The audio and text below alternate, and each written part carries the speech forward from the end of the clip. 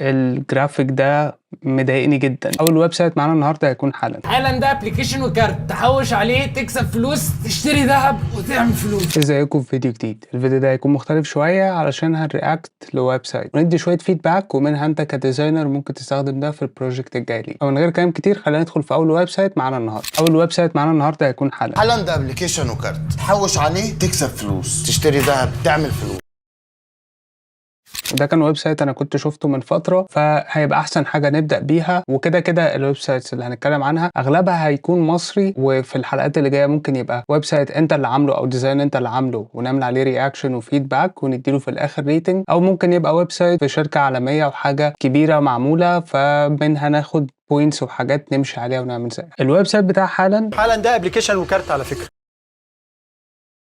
خلينا نشوف الاول اللود اب بتاعه. في لود اب انيميشن مش ادفانس، يعني عباره عن جي اي اف فيها كذا سكرين معينه وبيقلب ما بينهم، بس مجرد ما بندخل على الهوم بيج شكلها شيك جدا. جرافيك اللي هنا في انيميشن حاجات 3 دي بيديك الفيتشرستيك فيل، وكمان عندك ايمج بتوريك الابلكيشن، من الاخر بتشرح لك الابلكيشن ده عباره عن ايه، والكارت بتاعهم اللي طلع في كل الاعلانات بتاعت رمضان. عملنا دراج هو ده اكشلي معمول، كل الاليمنتس اللي فيه كل اليمنت فيها لوحده، فدي حاجه كويسه جدا. بنعرفها بان احنا بس بندراج الاليمنت، فلو كانت كلها حته واحده او فيديو واحد هيبقى في بيكسليشن والصوره بتاعت الاب نفسه مش هتبقى بالكواليتي دي، لكن كويس ان هم عملوا 3 لايرز وفصلناهم عن بعض. حالا كارد از هير، ففي اناونسمنت كارد موجوده، دي كويسه جدا. هنشوف لو عملنا كليك هياخدنا للسكشن اللي بيتكلم فيه عن الكارد بتاعتهم. نرجع تاني فوق ونشوف your one stop shop for all things money. كده كده الهيدلاين ده تشيزي شويه، اغلب الناس بتستخدمه your one stop shop for ويحط لك الاندستري اللي هو فيها، ولكن في الحاله دي الموضوع مفهوم لان هو حرفيا حالا من كتر ما هو ابلكيشن وبزنس بيبقى شغال في سيكتورز كتيره جدا كلها ليها علاقه بالفلوس بس حاجات كتيره مختلفه،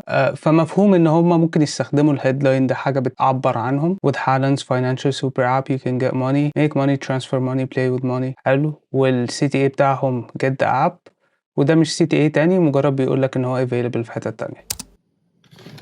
سوري ان انا قطعت الفيديو، بس في حاجه مهمه عايز اقول لك عليها. بعد ما ناس كتيره جدا طلبت، خلاص اخيرا هيبقى فيه كورس لايف على زوم اونلاين الناس تقدر تدخل تشترك عليه، واماكن الحجز دلوقتي موجوده. اللينك هتلاقيه تحت في الديسكريبشن. هيبقى عندنا 3 كورسات مختلفة. كورس يو اي يو اكس بنتكلم عن كل حاجة من اول المبادئ وتبدأ ازاي والمجال نفسه. كورس عن فيجما بنتكلم على التصميم عليه وتيبس وتريكس في ان انت تعمل بروتوتايب وازاي تخلي الديزاين بتاعك احسن. وكورس عن فوتوشوب والستريتور عشان تعرف تستخدمهم في الديزاينز بتاعتك والويب سايتس بتاعتك. الاماكن محدودة جدا عشان الكورس هيبقى انتراكتيف، هنبقى بنتكلم وبندردش فيه، فهيبقى فيه 10 اماكن بس، والأولوية للناس اللي تحجز الأول. فبسرعة ادخل على اللينك اللي في الديسكريبشن واحجز مكانك، ويلا ارجع كمل. تعال نشوف كده الناف بار بتاعهم ستيكي. ستيكي وبيبقى باين معاك في كل حتة في الويب سايت. حاجة كويسة عشان لو عايز تروح لأي بيج تلاقيها في أي حتة انت فيها. وحاطين اوكي.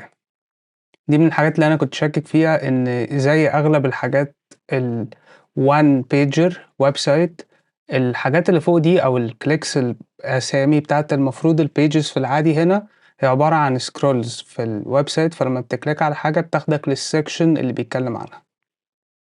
عموما ما بفضلش ده عشان الويب سايت عامة لما بيبقى فيه سب بيجز بيبقى فيه مثلا بلوجز، بيبقى فيه كلام كتير، فبيبقى احسن في الريكومنديشن على جوجل، والاس او بتاعه بيبقى اوبتمايزد اكتر. الوان بيجر ما بيبقاش احسن حاجة، خصوصا لو هي حاجة عن الفلوس. فليه ما تعملش بلوج وما تعملش بيجز عن كل سيرفيس عندك، بحيث ان انت يجيلك ترافيك اكتر من على جوجل الحاجات دي. عموما نايس الانيميشن ده وانتراكتيف، فدي حاجة لذيذة. وفلود عامة الانيميشن كل حاجة، لو تلاحظ الصورة في اول السكرول داخلة لجوه، بس لما بتنزل في السكرول بتاعك بتبتدي تانيميت ان شوية، مع ان الصورة معمول عليها يعني زي ما تقول كده فيد غشيم شوية في الاسود. كان ممكن يختاروا صورة احسن مع الكارت، بس الانيميشن ياخدوا عليها بوينتس. سي تي اي مباشر كده كده للاب بتاعهم والكارد عشان تعمل الكارد بتاعتك، وبعد كده بيدخل على السيرفيسز وعاملين كل واحدة في كارد.